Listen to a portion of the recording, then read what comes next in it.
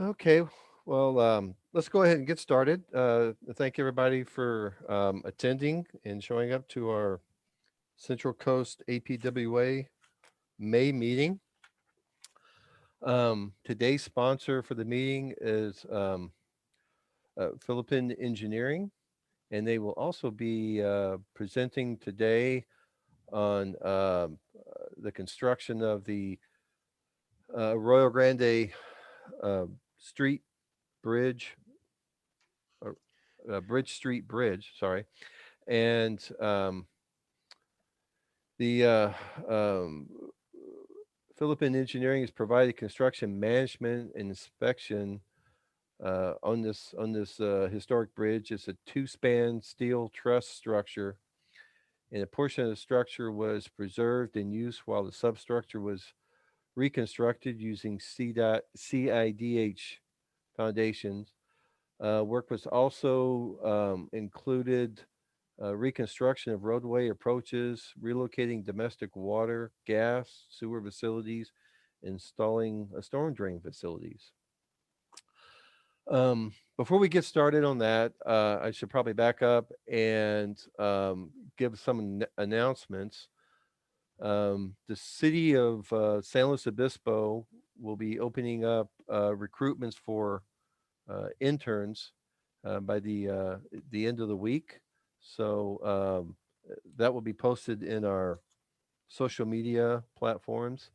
If you know anybody who is interested in internship, please direct them on to our social media. Um, Also, today is or this month. Okay, let me. Doug Dunham. Yeah, let's mute him. Okay. Um, so this month is National Public Works Week. So I have a little message about that I'd like to play.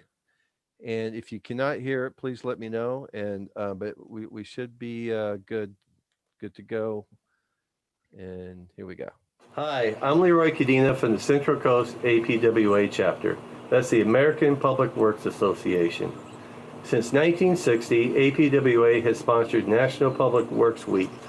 Across North America, our more than 30,000 members in the U.S. and Canada use this week to energize and educate the public on the importance of all facets of public works in their daily lives. This year, the 2021 National Public Works Week is May 16th through May 22nd. I would like to challenge you and your coworkers to take pictures of anything related to public works and post them on the Central Coast APWA Facebook account along with a hashtag NPWW21. The picture can range from a selfie at your desk, selfie with your cool APWA equipment, machines, trucks, or a group of selfies from your team. The sky is the limit. We want pictures from everyone, from directors and deputy directors to shovel operators, from engineers and technicians in front of the computers to backhoe and loader operators out in the field, from administration assistants to accountants. We all play an important part in making public works operate efficiently and successfully. So let's share what Public Works does and how we do it by snapping a few pictures. This is a week-long event, so feel free to submit pictures on multiple days. Remember, National Public Work Week is May 16th through May 22nd. I can't wait to see your pics. Hi, I'm Leroy. There we go. Everybody see that and hear it? I hope. Yep. Send your photos in, and let's see how many photos we can get of Public Works. And I believe that's all of our announcements. Oh, I do have one more announcement. I want to talk to you real quick about our the raffle that we have. Let me find where I put this at.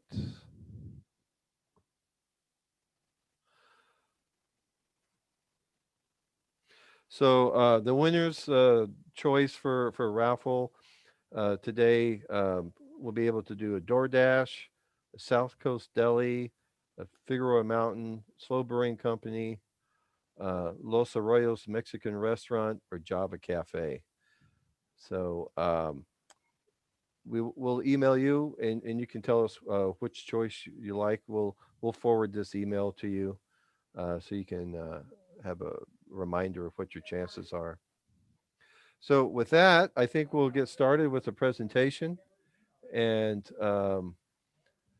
I believe Greg Young from Quincy Engineering is going to start presenting, and then he'll pass along to um, uh, Bill Robeson, and then Gino Philippin will be will will be showing us some photos. So with that, Greg, you want to start the presentation? Yeah, I I think will. I'm not driving today. I'm just saying next slide, please. So I think Gino's going to drive over there, and I think Bill might go Yeah. before me, but I'm ready Yes. whenever it's coming up. So Yeah. Thank you, Greg. I appreciate that. And thank you, Leroy. I'll just wait just a second to make sure. There it is. Great.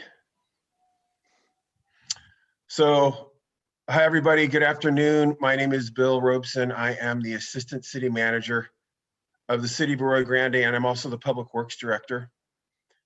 I just want to make sure everybody can hear me. Yep. Great. Thank you. Jill McPeak is here with me today as well, virtually, obviously, and she is our capital improvement project manager. She can answer much more of the technical questions than I can, but I'm here to give a little bit of history and some background and some other points that we thought were important. So I don't know if you saw from my bio, but I think you let an architect sneak into your organization and to your into this project as well. I have a background in architecture. I have a master's from Cal Poly, and I just remember a bunch of my engineering friends and us giving each other some grief on architecture versus engineering. So I just wanted to put that in there really quickly. I see something on my screen here. It's weird. Okay. There we go. All right. So the first point I wanted to bring up from a assistant city manager point of view and a director point of view is, and I know it sounds a little corny and everybody knows it, but putting together a really strong team is really essential, and someone and groups that you're comfortable communicating with on a constant basis, and people that you know will respond to issues quickly because they come up frequently throughout the project. So I really want to thank FE. I want to thank Quincy Engineering. I want to thank Earth Systems, Rincon Environmental, and then our own staff as well. Jill McPeak was really critical in this team. So I just wanted to bring that up before I keep talking here. So this is really an exercise in form and function. Replacing a historic bridge, an iconic bridge for our city was significant. We have a city of about reaching 20,000. We're a small city. So these historic structures are very important. And we needed to just bring in a new bridge deck that could take that high capacity load. It was a bridge that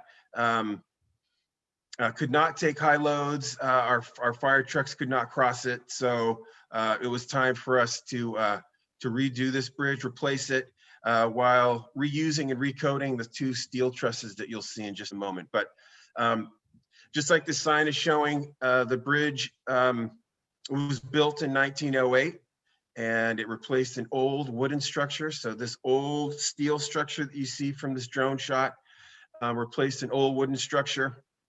And it crosses the Arroyo Grande Creek, which you can see below.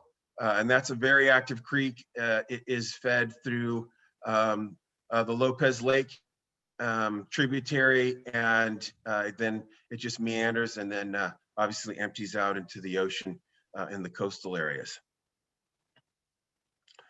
So the bridge provided the only vehicle crossing across Arroyo Grande Creek from both local and highway traffic until 1932.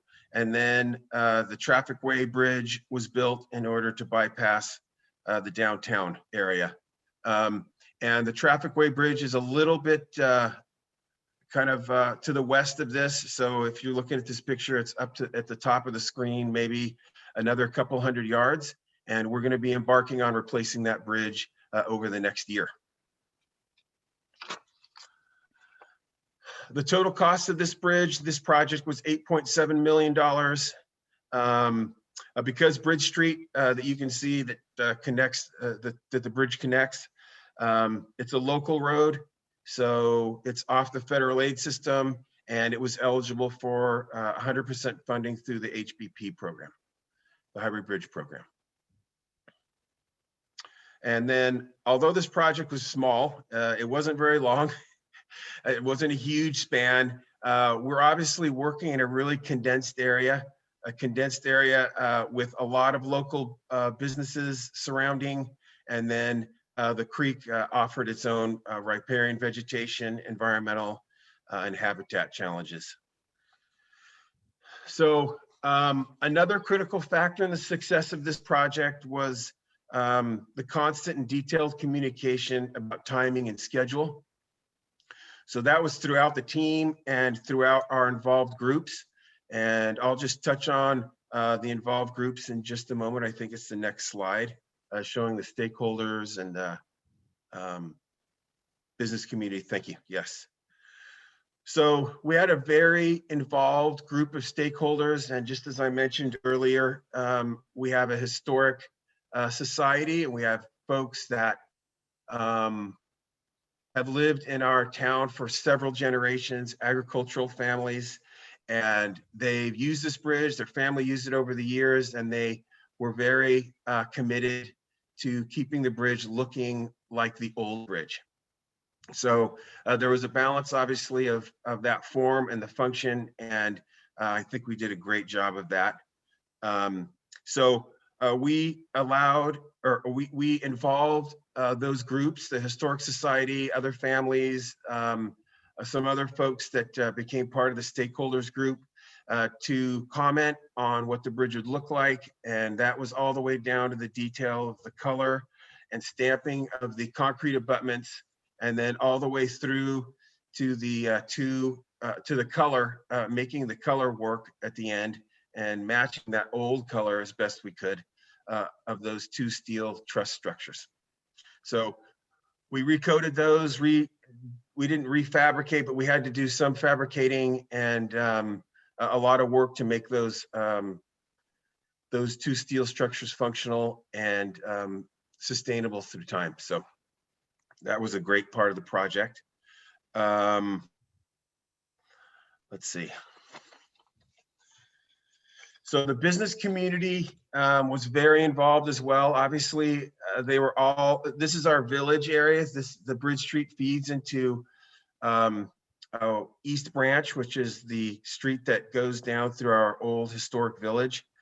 And, obviously we were working through a pandemic time, and closures and street closures and difficulty of customer access to businesses was heightened 10 times. So we did not want to be responsible for any businesses closing or hardship on them. So the way that we had to deal with that was have a main contact that was readily available, and FE had their inspectors ready for us to call, and I called them a lot. Jill was the main contact for the city, and they worked very closely together to make that a pretty seamless project. We had a lot of calls, almost every day, someone blocking something, our contractor parking in the wrong area. And that was mainly in the beginning. And then it started to wane after we, could show our contractor how to work in this small area, and that we were serious about parking and making these businesses just viable through the project.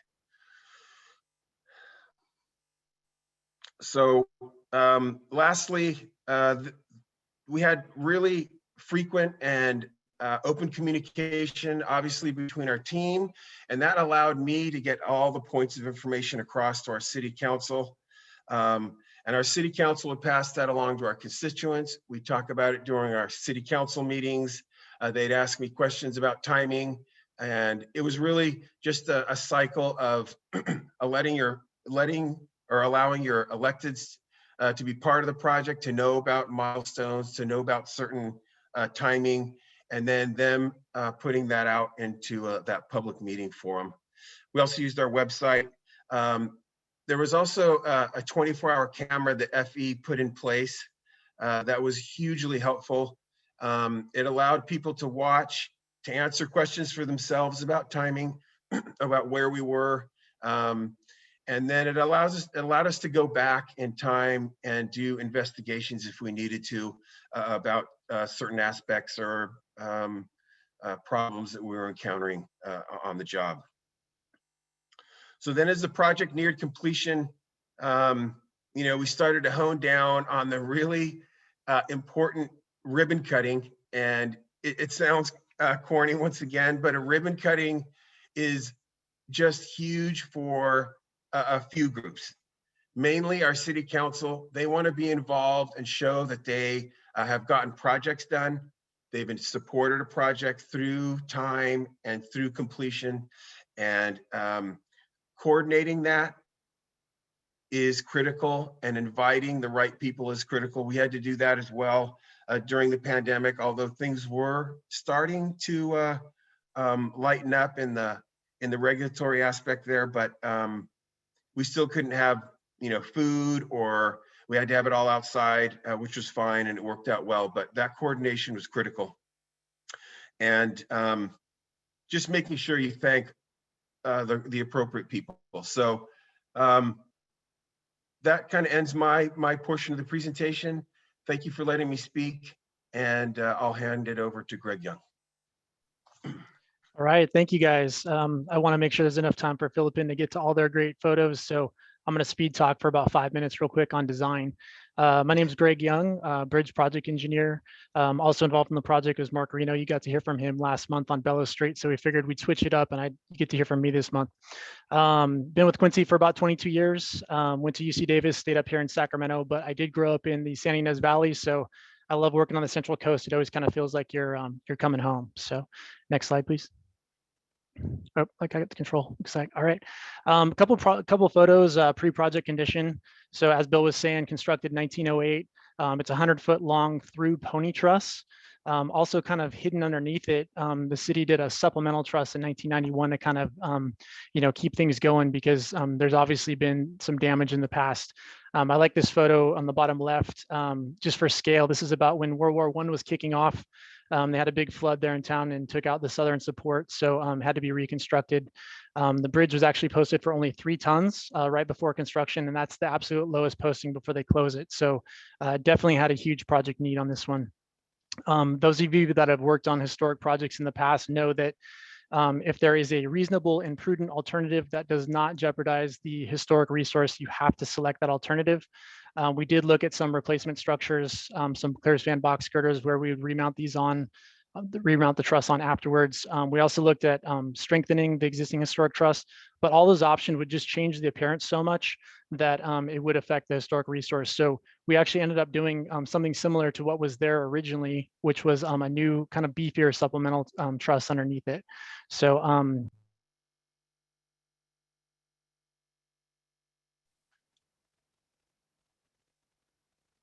one more slide, please. Here we go. Just a little background on what's new and what's existing. We call it a rehab, but in reality, it was a lot of replacement going on. We replaced all the foundations with new CIDH piles, and then a new supplemental truss, new deck. So the existing portion of the structure is just kind of the historic truss panel, and then the cantilever sidewalk brackets. Next slide. During design, we were really concerned with the layout. We had absolutely no as-built plans of the existing foundation, so we had no idea what was down there. So what we tried to do to reduce risk is we actually offset the new foundations from the existing. So we actually shifted the whole truss about 5 to 10 feet north, and then shifted that southern abutment about 5 to 10 feet south, hoping to miss as many of those existing foundations as we could that was feasible to do so. Next slide. A little bit more about how this works. This is a little bit better shot. You can see this is the existing supplemental truss underneath. So how the project originally worked, or how the bridge initially worked, is it was the green historic truss that was holding up these green floor beams that I have the arrow pointing to, and those actually held up the deck. Well, when you put in a supplemental truss, you're actually supporting the floor beams, and now the floor beams are actually supporting the historic truss. So kind of a load reversal there. And that's kind of how the new one works as well. One of our biggest concerns in design was that we were going to remove these historic trusses, and we're going to do that by cutting that floor beam there. But then we wanted to make sure that all the new load got into the new supplemental truss. We didn't want any load going to that historic truss. So we actually cast the deck on top of the new floor beams before we reinstalled the historic truss. But as you can imagine, that makes the layout of your new floor beams very, very critical, because you're pulling this thing off and you need to get the layout perfectly right so that it bolts right back on when you put it on. So you had to get the horizontal location perfect, and even the vertical location, which is more of a challenge. A lot of people don't realize, but when you pour a big heavy deck on a bridge, the whole thing kind of sags down. So we actually put camber in it. We build it up kind of like a rainbow shape. So that way, when you pour the deck, everything kind of settles down flat. And so all those theoretical calculations had to go into getting that floor beam in the exact right horizontal and vertical location. So that way we could reinstall the historic truss on the new floor beams. Next slide. Another kind of innovative thing we did here, there was a gravity sewer on the existing bridge. We looked at the Costa bypass pump for the entire duration of construction. It just was not feasible, cost prohibitive. As Bill mentioned, downtown area, a lot of local business owners very concerned about how a road closure is going to affect their businesses. So I really want to thank Tammy Marr and the rest of our Caltrans local assistance partners for helping us justify this temporary bridge. I can't imagine building this thing without it. We kind of killed two birds with one stone. We were able to keep pedestrian traffic open during construction. And then we also put a temporary gravity sewer on this thing so that we didn't have to pump it throughout construction. Next slide. Another thing we did in design is, really congested downtown area. You got some buildings, you've got trees, you got light posts. We really wanted to make sure we could get a 100-foot long truss there and then pick it and put it into place. So we work with Brad Crane quite a bit in design. Where's the crane sit? Where are we going to deliver this truss? And is it actually feasible to swing it into place in this really congested area? The other thing we did is we put in an optional splice. We actually gave the contractor the option to bring this in 3 separate pieces, but we wanted to make sure it's feasible to do it both ways to give our contractors lots of options. So they actually did come and bring it in a full length 100-foot, pick it and set it into place. Next slide. Interior barrier rail. This is a huge point of contention with the stakeholders. Understandably, they didn't want anything that changed the appearance. But as you can see on the bottom left here, the existing bridge had no guardrail for the bridge at all. So we kind of had to be the bad guy and tell them, it's a safety issue. We need a vehicle rail. It's also a federal mandate if you're using federal money that you have crash tested approved barriers. So what we did is we did go out of state. We looked at a ton of different rails. The one we selected was actually from Washington, D.C. of all places. It's kind of the lowest profile barrier we could find, trying to make that thing, as small as possible so you could maximize the view shed of the historic truss. We felt very justified in that push for the vehicle rail, because there was actually an accident in 2017 after we made that decision. So felt good about that. Next slide. I don't know if we have any inspiring young truss designers in the crowd today, but the existing truss is skewed. And I would like to put in my plug for never, ever doing that. It created a lot of challenges during design. For those of you that remember your high school trig and college trig days with SOHCAHTOA, if you're holding the 12.5-foot panel length, which is what you have to hold because we're not changing at all the existing truss, but then you make the bridge wider to put in those barriers, you actually have to change the skew of the bridge. So we changed from a 26-degree skew to a 23-degree skew. And you can imagine if you have a truss that's configured for 26 degrees and then you try to remount it on something that's 23 degrees, it creates a lot of interesting bolt layout and a lot of challenges that way. Next slide. All right, this is just kind of an elevation view of the new supplemental truss. We call it an underslung truss. We put the bearing underneath the top cord, and that's to kind of tuck it up and try to make it, visually, try to minimize that visual shed on it. The other thing we did is we did 3 panels. So you can see 2 panels here. There's actually a 3rd panel, and we did that for twofold reasons. One is we did not want to fracture critical structure, so we wanted some additional redundancy in there. So that 3rd line gets you that. And second of all, we actually had a lot of hydraulic constraints. So you imagine we're putting this thing under the bridge. And so the water surface actually caused us to have a really, really shallow truss. We would have been better off doing a little bit deeper, but we kind of had to thin everything up, which we kind of needed that 3rd panel for loading. Next. Just the framing, the skew really, really complicated things. This is the most complicated one I've ever been a part of. You can just kind of see all the framing details. Next slide. Just one of our design sheets. You can kind of get a feel for the number of different parts and pieces and how this thing all connects together with a skew. We actually had over 400 pages of shop plans to review. We actually rejected it 6 times. So we had to get, the 7th iteration was the magic number. But just super happy it all came together nicely. It was such a challenge. And I think one of the things that I'm most excited about is that the people seem pretty happy about it. And your report card as a designer is your CCOs, and I think we had less than 0.5%. So just a good testament to the whole team, not only design, but how the project was administered in the field. So thank you very much.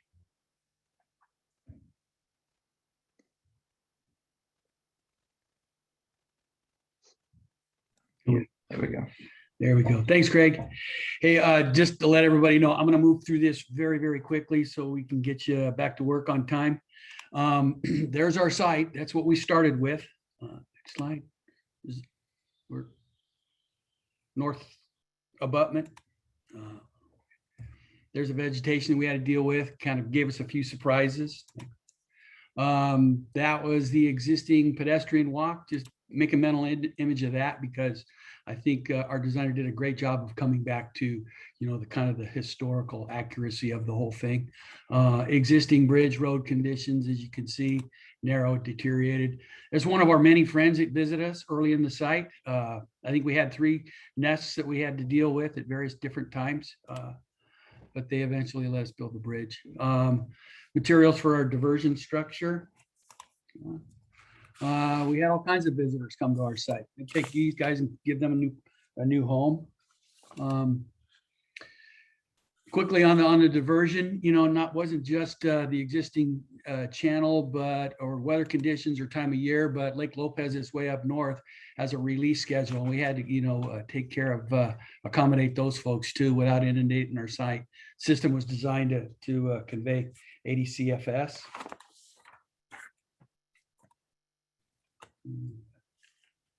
More diversion. Nothing but critters on this project. This we soon discovered not long after we arrived on the site that this was a favorite dropping off spot for chickens that didn't lay any eggs and roosters that like chickens. We find these guys all over the site. Greg talked about the pedestrian bridge. That's some pedestrian bridge assembly. Sewer bypass. That was a structure in itself, required its own designed foundation. Setting of the pedestrian. Another pedestrian. Getting closer. Engineers got to take the first test. So taking the thing apart was a little bit of a challenge too. I mean, because we were going to have to put this thing back together. Couldn't take torches and saws and chop it up into all the pieces that were convenient to get out of there. So they really think through that. There we are, picking the historical truss off the existing bridge.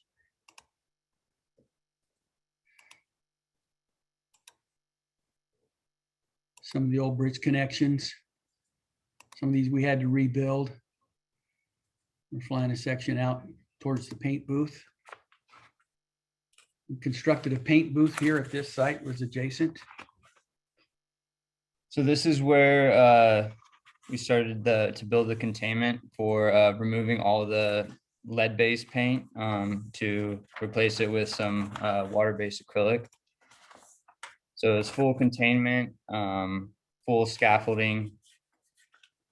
One of the challenges with painting this is all of the inside the boxes, getting everything blasted and coated.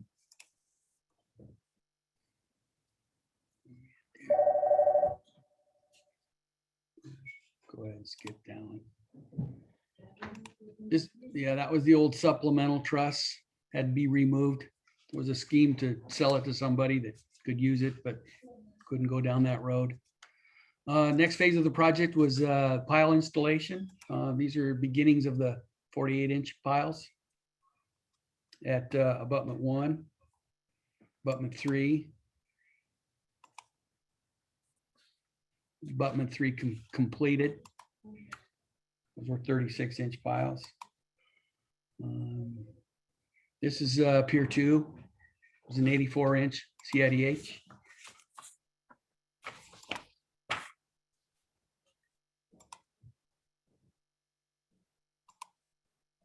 Just keep moving. You can see it's a real tight site, a lot of equipment, small space.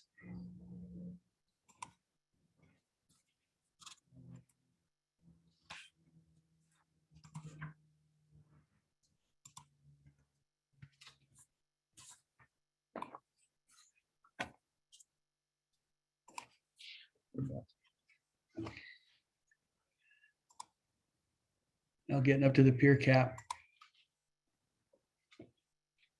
A lot of heavy iron on that thing.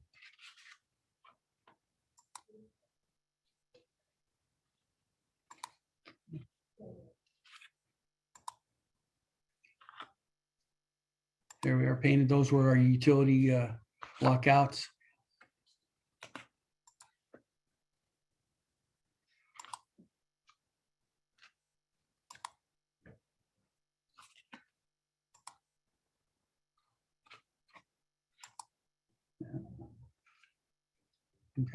Abutment 3 complete. Abutment 1 complete. We got a little 20-second video here showing you what the site was that looked like at that particular point in time.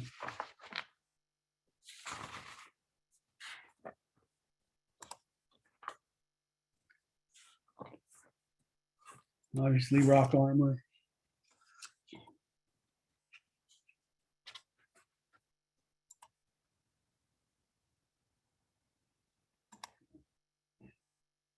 Oh, hang on a second here. So yeah, we were, like I said, very tight site. Ran into a lot of issues early on that pushed, some of the critical activities into closure of the dry season. So our buddies Rincon helped us get a month extension on our permit, but we still had to get our diversion out of the creek, but we could work in the bank. And so that's why doesn't look like there's much of a bridge there, but the diversion's gone. That's permit driven. So this is a source inspection for the supplemental truss down at EW Corp. So here we were just taking a look at their QC practices for fabrication and coating of all supplemental truss pieces. Here you can see a few pieces going into the blast booth. So it would go directly into the blast booth and then come out where they'd perform their surface profile measurements, salts tests, and making sure that everything's good to go prior to coating. So this is them performing those tests right now. And then it goes straight into the paint booth where it receives its undercoat of the zinc primer. So they the supplemental truss, once it was fully assembled, got the second coat of primer, and they had to create their own paint booth with all of the C trains so that it could house the whole truss.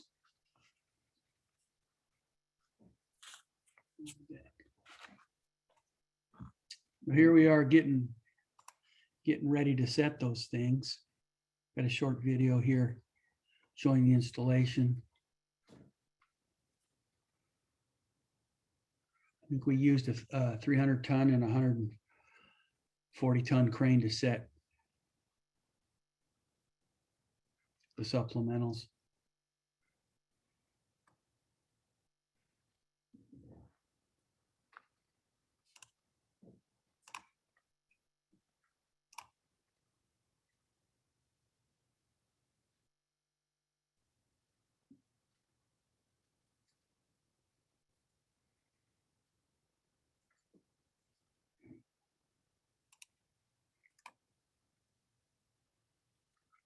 Go ahead.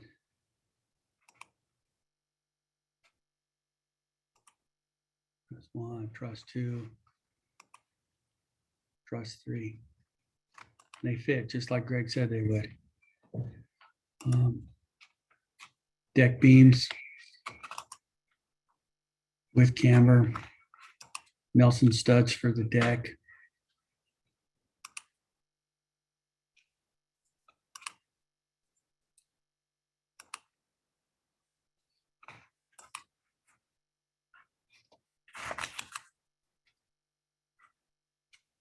False work deck iron. 4-day. Yeah. Let's get up to that.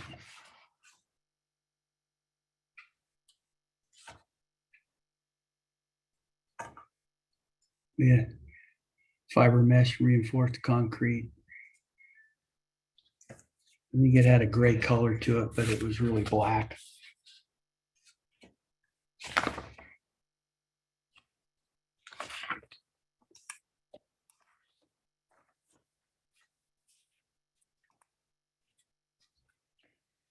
So this is when the coating for the supplemental truss, or at least the top coats, started. So as you can see, one of the most difficult parts about this was access. So here you see the swing stages coming in for scaffolding and access to the bottom of these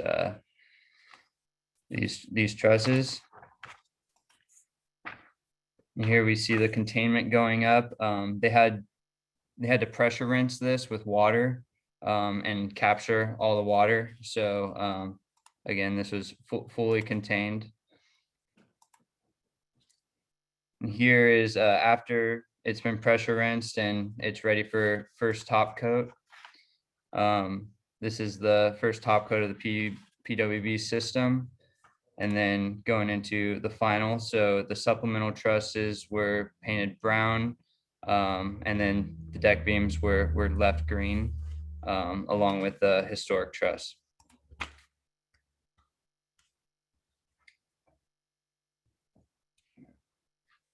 So here we are getting ready to set the historic trusses back onto the bridge.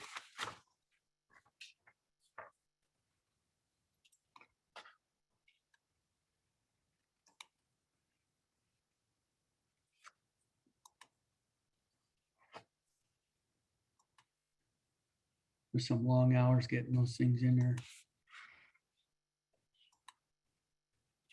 The 14-hour shift per side. Here's the new pedestrian walk.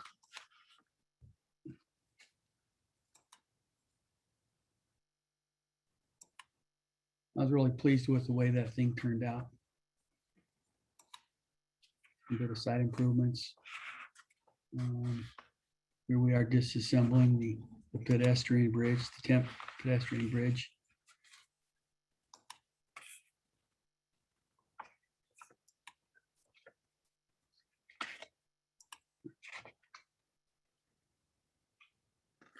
What do we do? We're profiling the bridge there.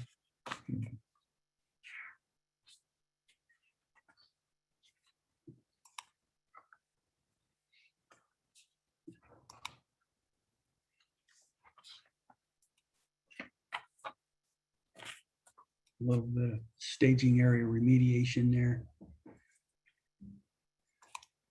After final striping, we're getting ready for the open. I think doing a little touch-up painting there. We're putting back our historical plaque. Guys at Klondike's were all happy that we were done. Park area that was restored. We had to take that from the city to get access down into the creek. landscape mitigation, park mitigation, park landscape, our grand opening. Looks like it did just before, only better.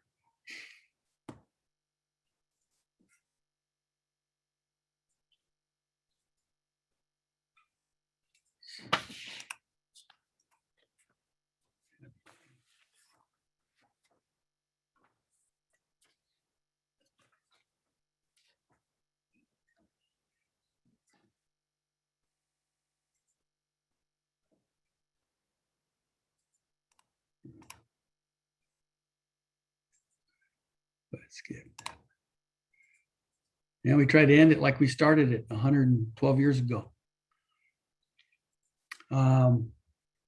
We have, hope we have time. Let me see. We do.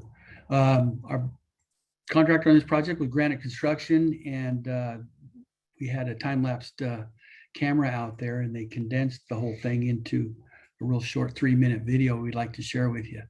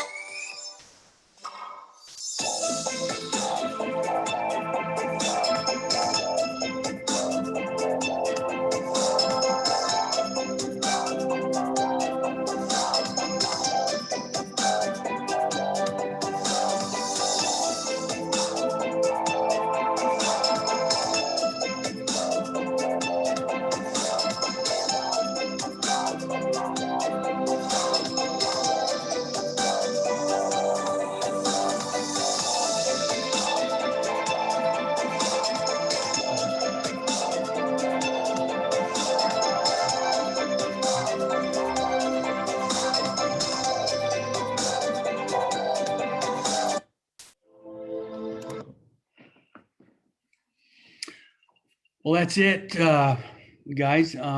Leroy, anybody has any questions that you want to ask? Because we have some time for that. Sure, we have time for questions.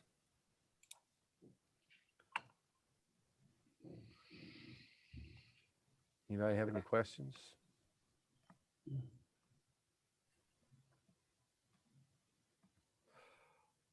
What was the overall construction time?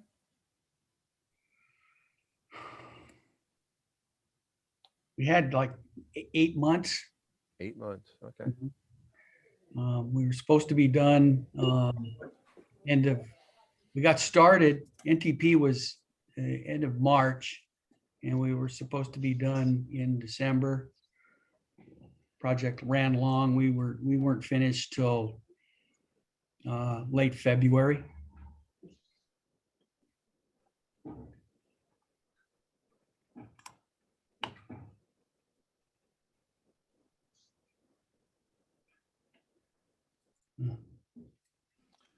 It looks like I see a question from Jeff about how the soffit elevation of the new bridge compared to the original. So the the finished grade, since we were conforming at both sides, was about the same. And the soffit of the new supplemental truss was about equal to the soffit of the existing supplemental truss. So we were pretty tight on freeboard. And that was why we kind of had to thinning up our new supplemental truss to make sure we stayed above the 100-year or the 50-year +2. We also have a question from John Wallace about what happened to the temporary pedestrian bridge. Well, it was a rental. I think federal guidelines don't allow you to keep that. So we had to give it back. Couldn't keep it in place. Would have liked to. Maybe use it in another place along the creek.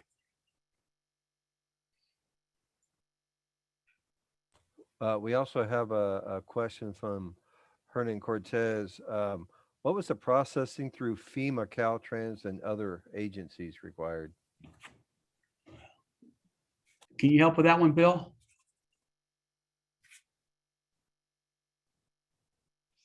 Oops.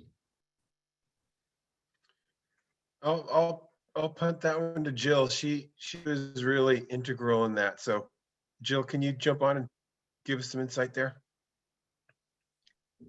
Well, I think that the Quincy team will probably know better than I, as well as the RingCon team, but Okay. we processed all of the NEPA documentation through Caltrans, as well as the project funding. And then over the creek, it was all the usual suspects for the regulatory agencies. We had U.S. Fish and Wildlife, National Marine Fisheries, Regional Water Control Board. It goes on and on. So we had the permits in hand when we started the construction process, but at the tail end, as Gino mentioned, we had to get an extension. So we had to go back to every single one of those agencies and get an extension. So we were successful. We had a great team. We couldn't have done it without them, that is for sure.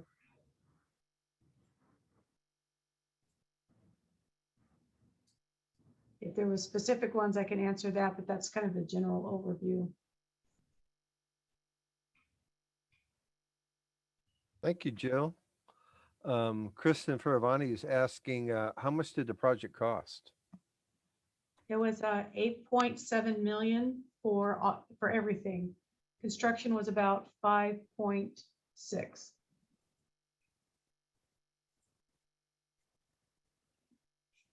What was the biggest surprise besides the critters? Don Spagnolo is asking.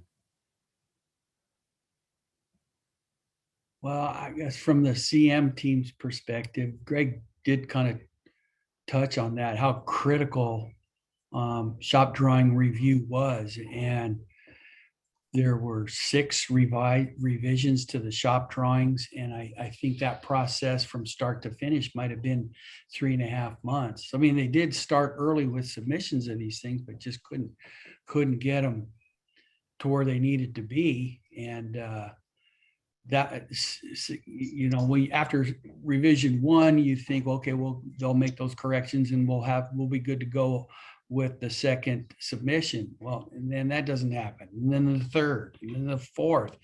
Time starts to get away real fast early on in a project. And here we are, we've expended, 60% of our contract time, and we haven't started building these metal pieces yet. So it was a surprise. We worked some long hours to try to make up some time, but in the end, we still did go 2 months long.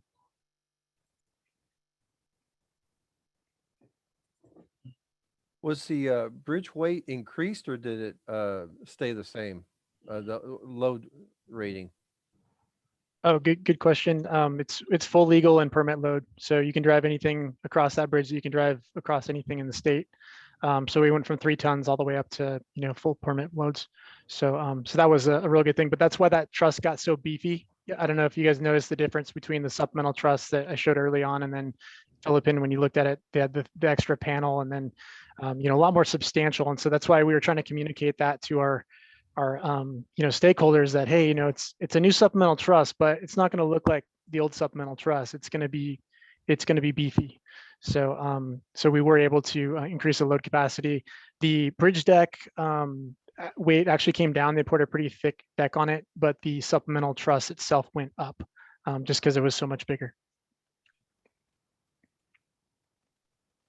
Even though it was bigger, it looked like your low chord was relatively the same as it was from original. Yeah, well, so the supplemental truss stuck below the historic truss, but that's true with the 1991 supplemental truss that the city put in, and then same with ours. Our supplemental truss was about the same as the 1991 supplemental truss, so both of them stuck below. You know, we really try to minimize that depth as much as we could because we're trying to hide it, right? You know, we're trying to make this thing so you can't see it, and so we wanted you know, ideally we'd be able to thin that thing up so that you couldn't see it at all, but just the loads didn't work out that way. So we were when we were looking at the clear span alternatives, that's why you saw that we had to add that extra support in there as well. We couldn't clear span it because we had the water surface and we just couldn't make the span length that much longer. The other concern we had is, you know, we didn't want this thing to look odd. You know, we wanted a support there where the historic truss was landing because it would look kind of odd hanging out there in the air, right?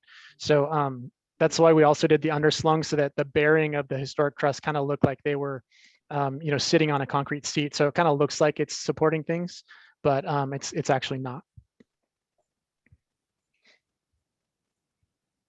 Jorge Aguilar is asking, besides the sewer lines, were there any other utilities carried on the bridge or involved with the project? And how did that go, if so? Yeah, we had water and gas. Both water and sewer were relocated to the temporary bridge during construction, and then they both went back onto the new bridge. Unfortunately, the gas company couldn't move quick enough to get their facilities onto the new bridge. They cut and capped. They were able to suspend that service across the old bridge for a time, but they struggled to get back in time to get attached to the new structure. So they're going through their permit process, and they're probably going to come back maybe in a year plus time and reconnect that facility. But there's a place for them under the new bridge.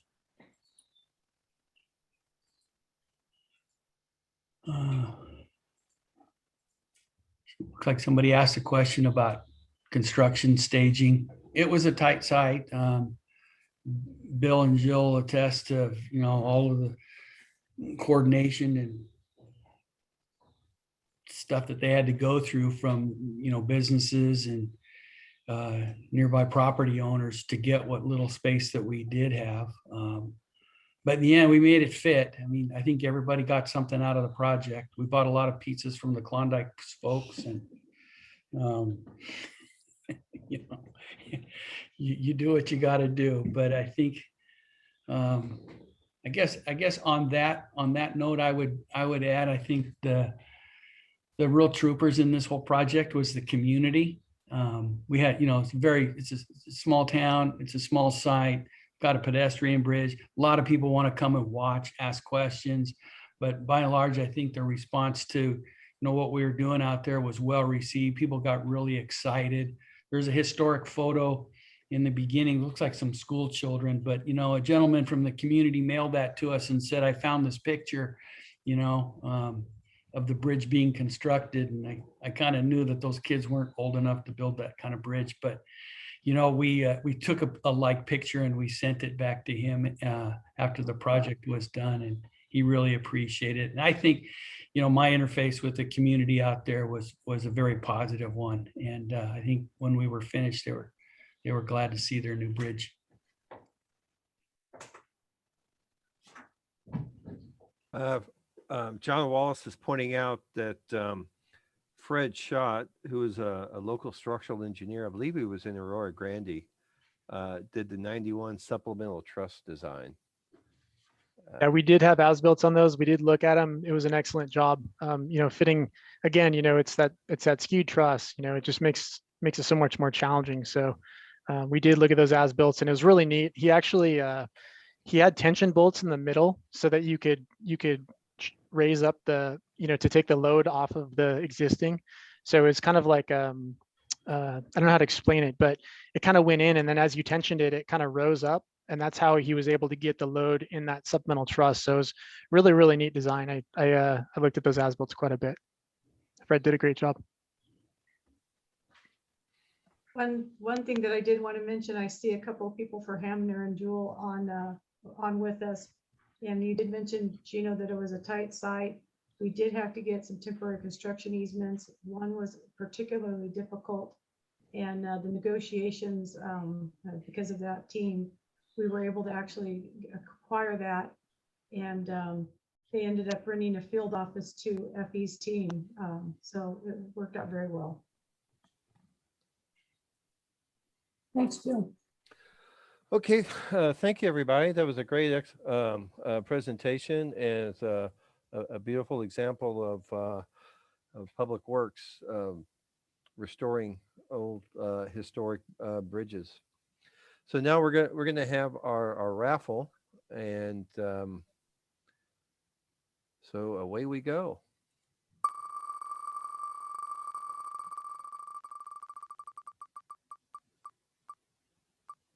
Oh, so close. Congratulations, Nick Panofsky. You're our winner for the $25 gift certificate. Well, that I think concludes our meeting. Look forward to seeing you next month for our meeting, and look forward to our flyer. And don't forget, Public Works Week is next week, and I hope to see some photos. Yeah. And to the team that's in there, this is Chris Doolittle. I live in the city of Arroyo Grande, and just wanted to thank you guys for doing this project. It looks great. I've been watching it, throughout, the construction period, and I didn't even know what was going on until I came down there one day, and I was just blown away by how you guys were going forward on it, and it just looks really remarkable. So from somebody who lives there, thank you so much. Appreciate it. Thank you, everybody. Have a great day.